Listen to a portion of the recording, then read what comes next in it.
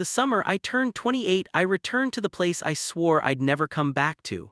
My name is Jordan Hayes, and this is the true story of how going home changed everything I thought I knew about love, forgiveness, and second chances. Maplewood wasn't on any tourist maps. Population 3,200, nestled in the mountains of North Carolina, the kind of town where everyone knew your business before you did.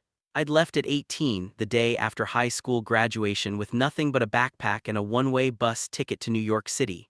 That was 10 years ago. I'd built a life there, a good life, or so I thought.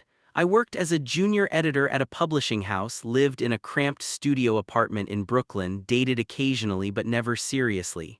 I told myself I was happy. I told myself I'd escaped. Then my grandmother had a stroke. The call came at 2 a.m. on a Tuesday in June. My mom's voice was shaky, tired. "Jordan, it's Grandma Rose. She's in the hospital. The doctors say, they say we should come, all of us." I was on a plane 6 hours later. Coming home. Maplewood looked exactly the same. The same hardware store on Main Street, the same diner with the faded red booths, the same mountains rising up in the distance like patient guardians. It felt like stepping into a photograph, everything frozen in time while I'd been changing, growing, becoming someone new. My grandmother's farmhouse sat at the end of a long gravel driveway, surrounded by fields of wildflowers that she'd spent decades cultivating. Purple coneflowers, black-eyed Susans, wild bergamot, a riot of color that stretched as far as the eye could see. "She's stable," my mom said when I arrived, pulling me into a tight hug, "but weak. The stroke affected her left side. She's going to need a lot of help." "I'm here," I said, meaning it, "however long she needs me." My mom pulled back, studying my face. "What about your job, your life in New York?" "I can work remotely for a while. They owed me time off anyway." I looked out at the wildflowers swaying in the breeze. This is more important. What I didn't say, New York had started feeling less like home and more like a place I was hiding. The nurse. I met Eli Morrison on my third day back. Grandma Rose had been released from the hospital with strict instructions for physical therapy and medication management. The home health agency sent a nurse to help with the transition. I was in the kitchen making coffee when I heard the knock. I opened the door to find a man about my age, maybe a year or two older, with warm brown skin, kind eyes, and a smile that could melt ice.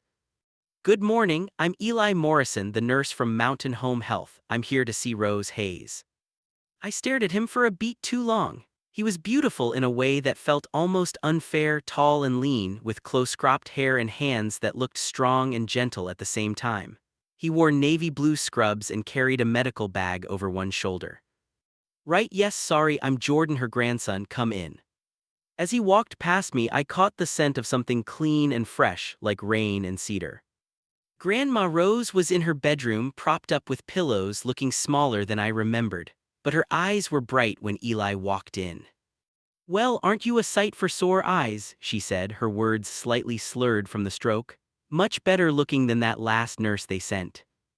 Eli laughed, warm and genuine. "Nice to meet you too, Mrs. Hayes. I'm Eli. I'm going to be checking in on you 3 times a week, helping with your exercises and medications. Sound good?" "Only if you call me Rose. Mrs. Hayes makes me feel ancient." "Deal, Rose." I watched from the doorway as Eli worked with my grandmother. He was patient, explaining everything he was doing, making her laugh even as he put her through gentle range-of-motion exercises. There was something about the way he moved, confident but careful, professional but warm. "Your grandmother is a fighter," Eli said to me afterward as I walked him to his car.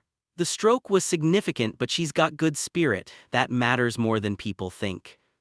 "She's always been tough," I agreed. "Stubborn, actually."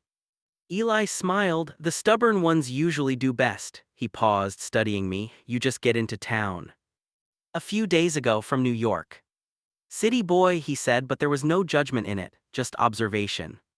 "Something like that, and you from Maplewood." "Born and raised, left for nursing school in Charlotte, came back 5 years ago." He opened his car door, then turned back.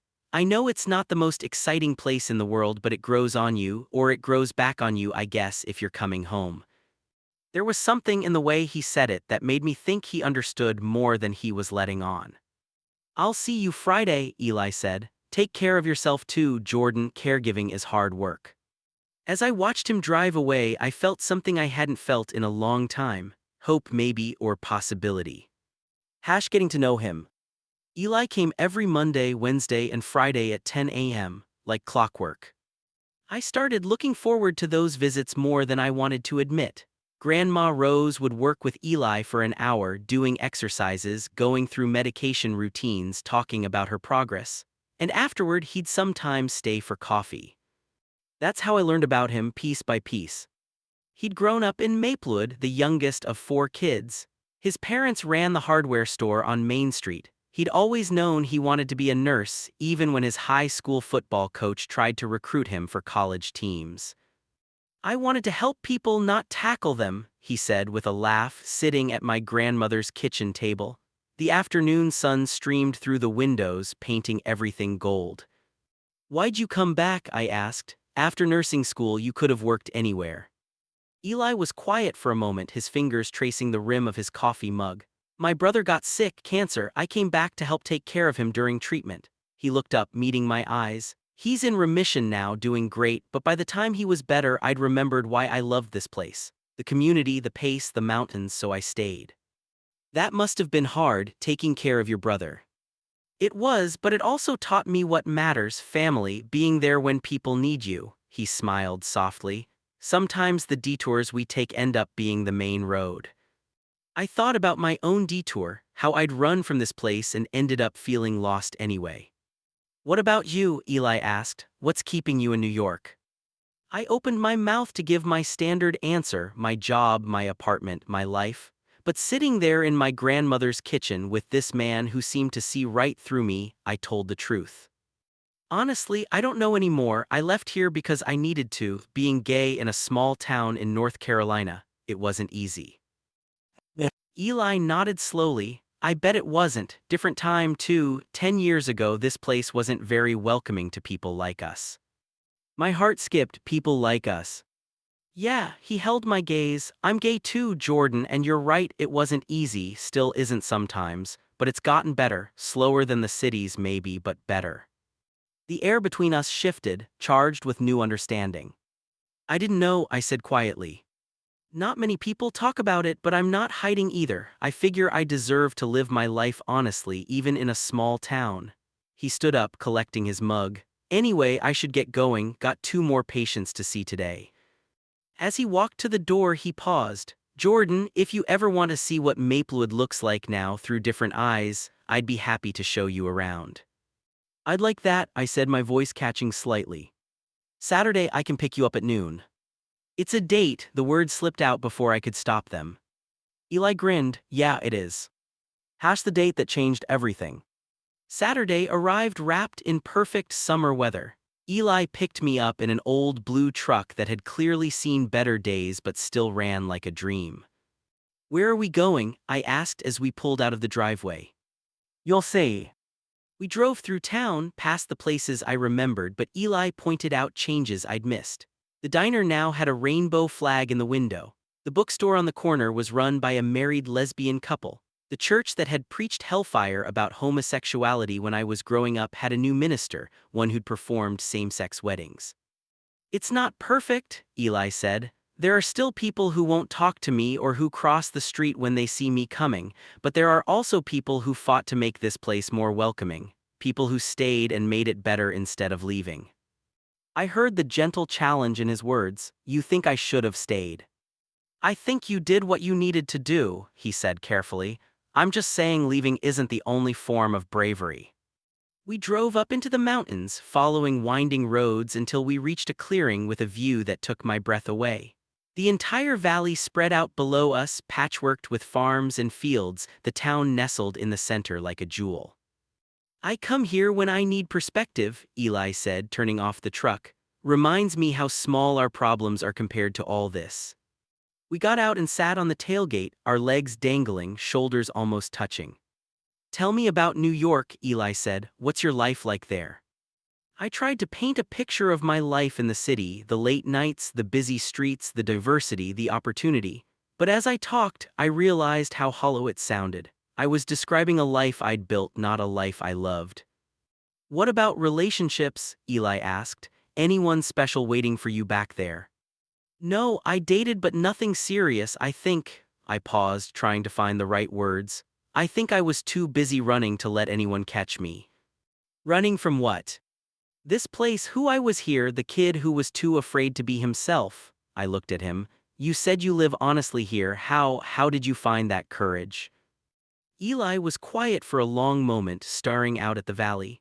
I almost didn't. After my brother got sick, I was so angry, at God, at the universe, at this town for making me feel like I had to hide. I thought about leaving again, going somewhere I could just be. What changed? My brother, during his treatment, he told me something. He said, Eli, you can't wait for the perfect place or the perfect time to start living your truth. You just have to start wherever you are. Eli smiled, but his eyes were wet.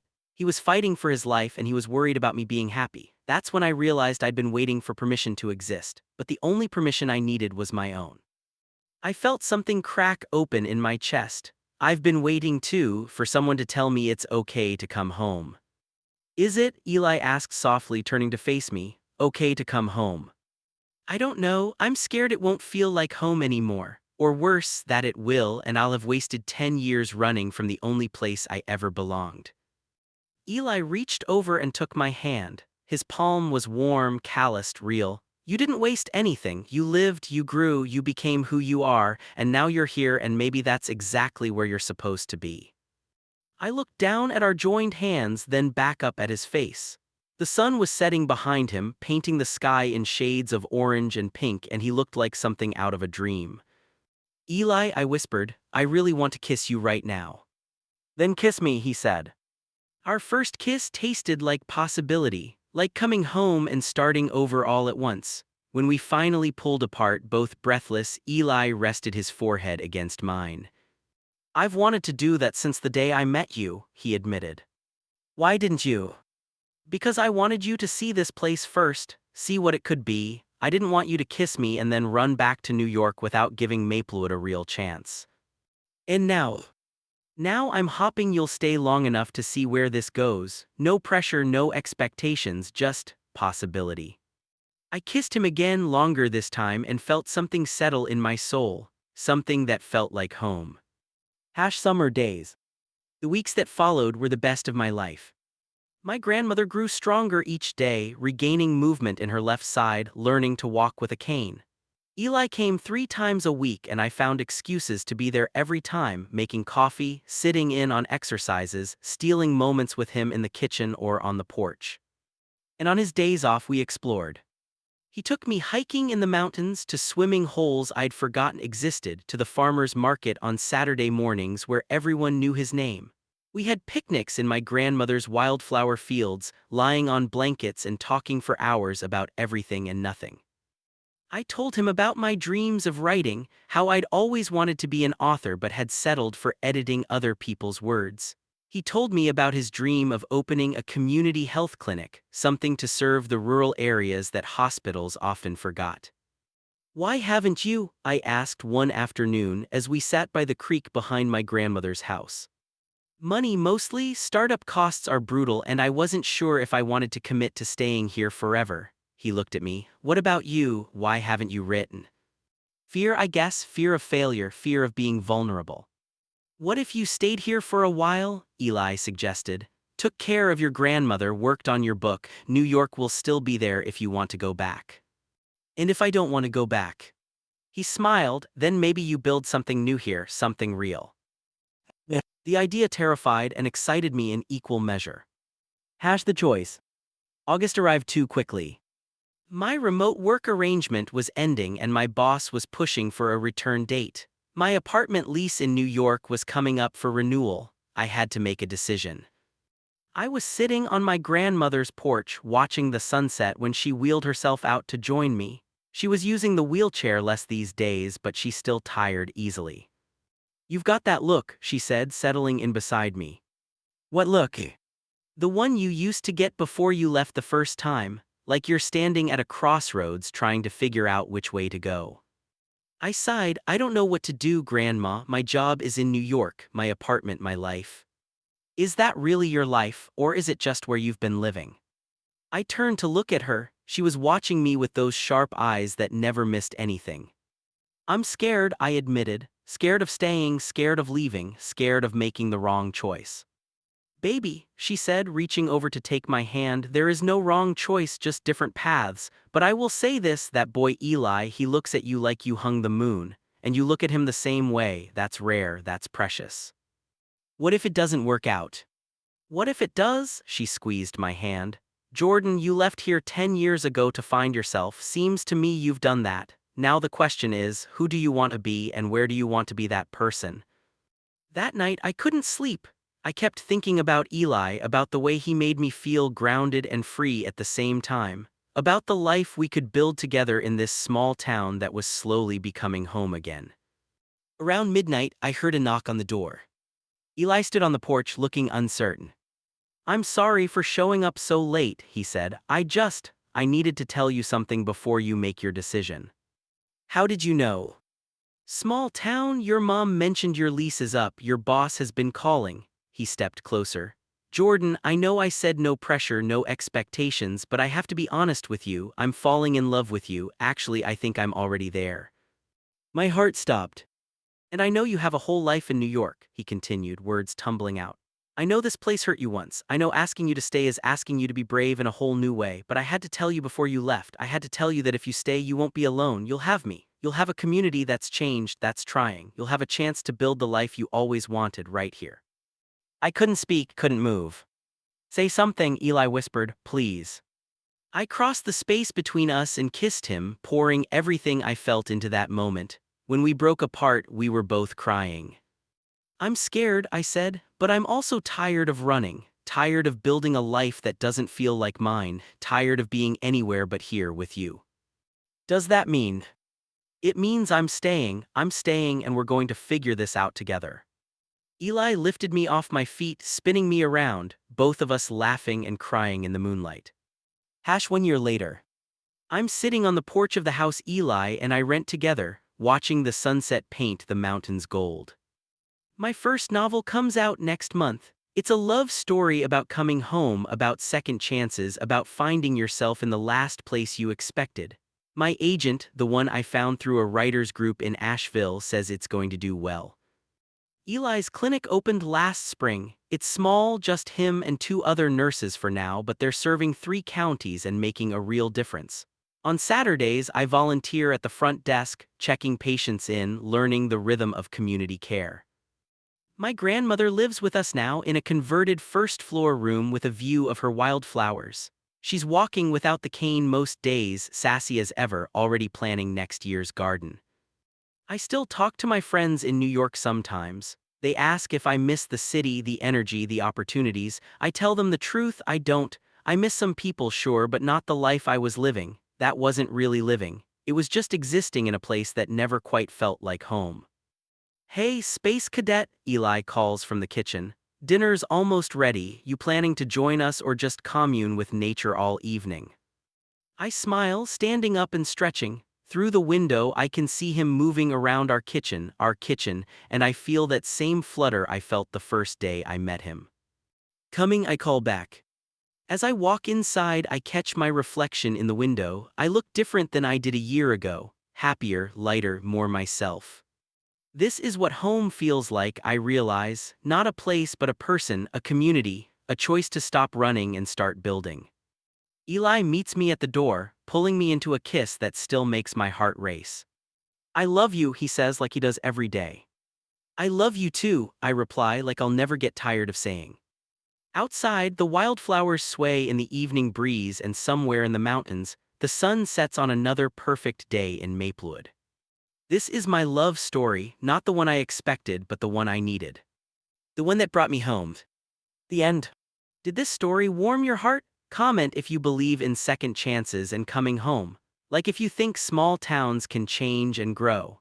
Subscribe for more heartfelt LGBTQ+ love stories that celebrate authentic connection, community, and the courage to build a life that feels true. This has been a story about finding yourself, choosing love, and discovering that sometimes the place you run from becomes the place you're meant to be. Next week, a new romance about an artist who moves to a coastal town and the lighthouse keeper who helps them find inspiration again. You won't want to miss it.